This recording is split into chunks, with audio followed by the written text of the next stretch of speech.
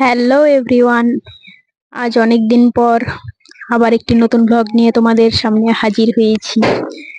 তো বেশ অনেক দিন হয়ে গেল ব্লগ দেওয়া হচ্ছে না। তোমরা কেমন আছো? আশা করি সকলেই ভালো আছো। তো দেখো, সন্ধ্যেবেলা বাজারে গিয়েছিলাম। তো বাজার থেকে অনেক কিছু করার বাজার করার ছিল, জমে গিয়েছিল বেশ কিছুদিন থেকে। তো সেই সব সকাল সকাল বাজার গেলে এইসব জিনিস ভালো পাওয়া যায়।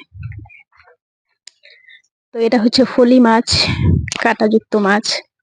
এটা বেশি বাজারে পাওয়া যায় না, তো আজকে দেখলাম অনেক উঠেছে, সেই কারণেই বেশ ভালোই ছিল মাছটা। আর কিছু কাঁচামাল সবজি বাজার করা হলো, করলা, ঝিঙে, কাঁকরোল, শসা, ঢেঁড়স, সব একদম টাটকা টাটকা। যেহেতু হাটবার ছিল তাই সব জিনিসই একদম টাটকা পাওয়া গেছে। এমনিতে হাটবার ছাড়া গেলে এরকম টাটকা পাওয়া যায় না বসা দোকানগুলোতে। আর এটা দেখে তোমরা নিশ্চয়ই চিনতে পারছো এটা কি, হয়তো অনেকেই চেনো না। সুরিমালাই ফুল বলে এখানকার ভাষায়, এখানকার স্থানীয় ভাষায় সুরিমালাই ফুল। এটা আমার খুবই পছন্দের একটা জিনিস। তোমরা কে কে খেয়েছো আমি জানি না, তবে আমার বেশ ভালো লাগে। যেহেতু এটা সারা বছর পাওয়া যায় না, এই সিজনে একটু পাওয়া যায়, সেই জন্য সকাল সকাল যেতে হয় বাজারে।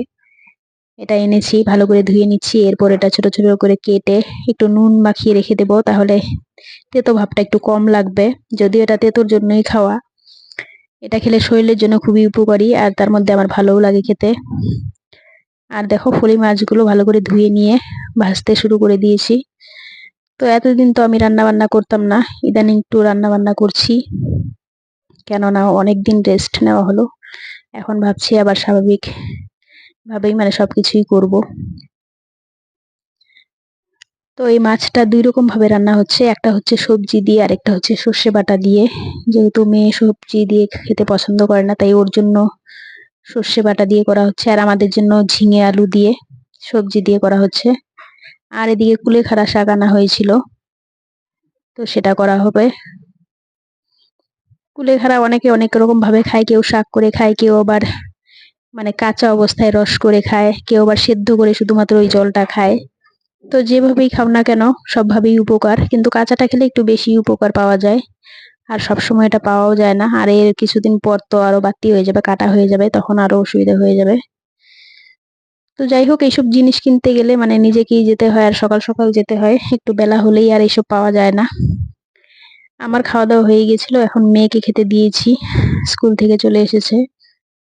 তো এই কুলেখাড়া শাকটা দেখাচ্ছিলাম ও খাবে কিনা। তো যেহেতু ও সবজি সেরকম একটা পছন্দ করে না, তারপরে ওই সর্ষে বাটা ঝোলটা দিয়েই খেলো। তো এটা হচ্ছে, তারপরে বিকেলের দিকে কাঁঠাল ছিল। কাঁঠাল আমি পছন্দ করি, কিন্তু খুব একটা বেশি খেতে পারি না, বেশি খেলে একটু প্রবলেম হয়। তো সেই কারণে ভাবছিলাম যে এতটা কাঁঠাল নষ্ট হবে, তাই ভাবলাম যে একটু কাঁঠালের রস করে পিঠে বানিয়ে ফেলি। জানি না তোমরা কে কে বানিয়ে খাও।